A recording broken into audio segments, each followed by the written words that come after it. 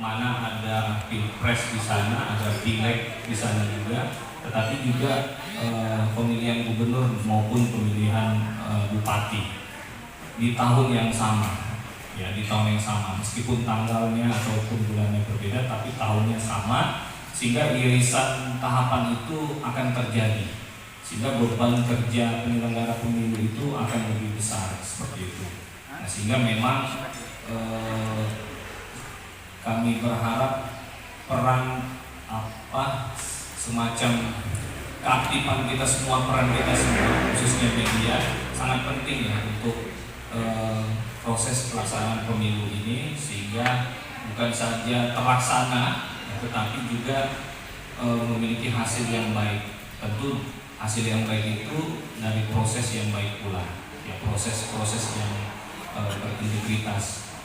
Nanti mungkin teman-teman saya dari pimpinan Bawaslu Kabupaten Nunukan, baik itu Pak Rahman maupun Pak Reni, ada juga mungkin yang mau disampaikan. Yang pasti di sini sifatnya kita santai aja, ya tukar pikiran, dan kami juga berharap teman-teman ada masukan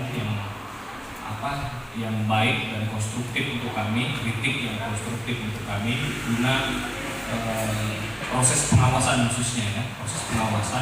Dan tentu kalau ada kaitannya dengan penyelenggaraan secara teknis, itu akan kita share juga ke KPU seperti itu, untuk penguatan KPU sebagai penyelenggara teknis. Ya.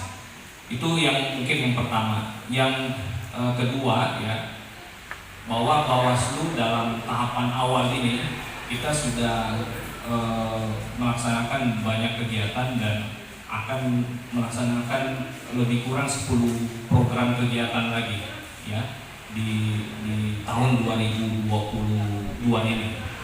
Ya, kalau yang kaitannya lebih banyak sih pendidikan politik ya, sosialisasi ya kan begitu, baik itu di kalangan pemuda, pelajar, sehingga memang pemilih pemula, dan juga termasuk ASN ya, berkaitan dengan netralitas ASN, dan juga termasuk sosialisasi berkaitan dengan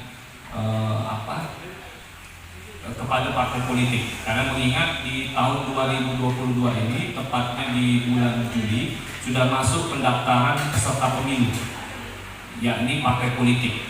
Jadi di bulan Juli itu sudah masuk pendaftaran peserta pemilu, dalam hal ini pendaftaran partai politik, dan selanjutnya itu akan dilakukan verifikasi administrasi maupun verifikasi faktual, sehingga memang nanti kita akan coba kolaborasi ataupun coba melakukan tukar pendapat, tukar pikiran dengan penguatan kepada partai politik, mempersiapkan mereka dalam hal pendaftaran sebagai peserta pemilu.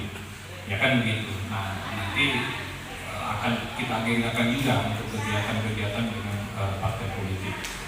Kalau kegiatan sosialisasi, kemungkinan kita akan tetap melakukan debat di kalangan pelajar, dan bahkan kita sudah komunikasikan ke tingkat provinsi, baik itu dengan Bawaslu provinsi maupun Dinas Pendidikan provinsi, ya akan dilaksanakan debat di tingkat provinsi juga seperti itu. Jadi hasil debat di tingkat kabupaten kota akan kita lakukan debat di tingkat provinsi, karena kami menilai kegiatan debat kemarin cukup efektif dan efisien ya untuk melakukan edukasi ataupun pendidikan politik kepada para pelajar, yang kita ketahui adalah generasi muda yang akan menjadi penerus kita semua. Karena kita berbicara pemuda, bicara pelajar, kita berbicara masa depan demokrasi, pendidikan dari sejak dini. Sekiranya begitu ya, beberapa program-program Bawaslu ke depan dalam rangka pengawasan di tahapan awal dan pengawasan di tahapan pendaftaran partai politik masuk ke verifikasi administrasi maupun verifikasi aktual partai politik non parlemen seperti itu. Karena memang putusannya kan yang administrasi itu, yang di parlemen atau partai parliamentary threshold itu hanya dilakukan verifikasi administrasi. Sementara yang non parlemen itu dilakukan selain verifikasi administrasi juga dilakukan verifikasi faktual. keputusannya seperti itu saat ini. Nanti bagaimana kita tunggu aja seperti itu. Bagaimana KPU dan kami tentu Bawaslu tahapan-tahapan yang sudah disahkan melalui PKPU nomor 3 tahun 2022 itu sudah kami coba petakan ya titik-titik di mana pengawasan itu penting untuk kita lakukan. Dan tentu ini juga tidak lepas dari peran masyarakat, khususnya peran media ya, membantu kami untuk melakukan pengawasan. Karena sejatinya pengawas itu adalah masyarakat sebenarnya. Bawaslu itu hanya instrumen, ya, hanya instrumen negara di dalam menindaklanjuti proses-proses hasil pengawasan yang ada di lapangan seperti itu. Kalau ada temuan dalam bentuk pelanggaran atau bagaimana itu nanti akan kami tindak lanjuti. Nah, kaitannya dengan masalah-masalah yang menjadi sorotan kami kemarin di pilkada, misalkan ada yang pelaku politik uang yang melarikan diri dalam tanda kutip ya, tidak bisa diproses karena lantaran yang bersangkutan pelakunya tidak ada.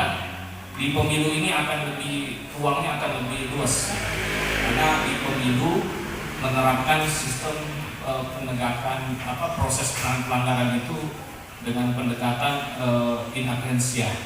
Artinya yang bersangkutan meskipun lari ya itu bisa kita tetap tindak lanjuti. Tinggal nanti komunikasi kami yang baik dengan kepolisian dan pihak kejaksaan yang tergabung dalam sentra penegakan hukum terpadu, karena mereka tentu dalam hal tidak pidana pemilu kewenangannya itu bukan hanya di Bawaslu, tapi di sana ada kepolisian dan kejaksaan. Mereka lah yang sebenarnya menjadi instrumen negara untuk menindaklanjuti setiap tindak pidana, baik itu umum maupun khususnya pemilu, nanti akan ditindaklanjuti dalam bentuk penegakannya, penanganannya itu di dalam sentra penegakan hukum terpadu.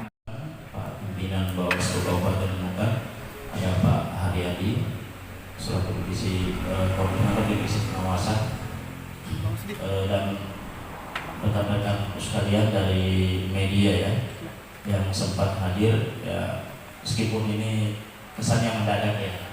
Memang teman-teman media itu senang kalau dia mendadak, soalnya begitu, suka jadi dadakan gitu ya.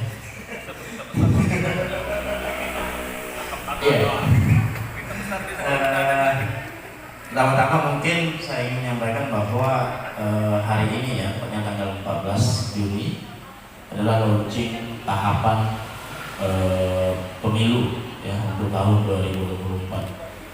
Maka dengan dimulainya ya launchingnya, mungkin kami dari Bawaslu ya tadi sudah diawali dengan apel siaga ya, siap mengawasi tahapan pemilu di tahun 2024 ini.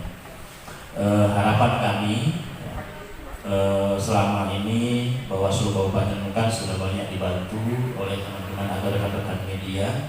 Kami sangat berterima kasih atas hal itu, dan harapannya ke depan ya untuk komunikasi dengan kami dan sungkan-sungkan juga untuk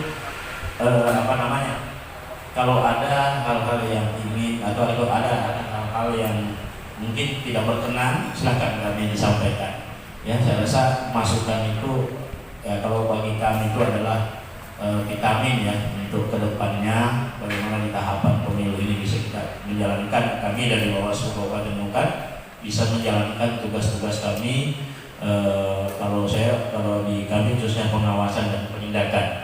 Ya, adapun nanti kedepannya ini khususnya di divisi penanganan pelanggaran itu kita juga akan banyak melakukan sosialisasi terkait dengan regulasi ya, regulasi baik itu Bawaslu ya, peraturan Bawaslu ya, ada beberapa Bawaslu nantinya kita tinggal menunggu arahan dari Bawaslu RI ya, atau tinggal ditetapkan nanti Bawaslunya, nanti kita akan sosialisasikan bagaimana mekanismenya ya.